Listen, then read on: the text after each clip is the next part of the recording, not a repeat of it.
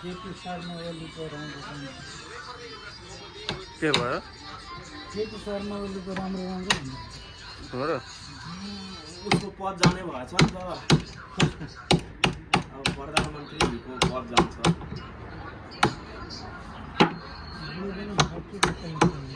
यत्रोले के केले यदि जनताले उ गरेछ नि उसको के अरे विद्रोह गरेछ नि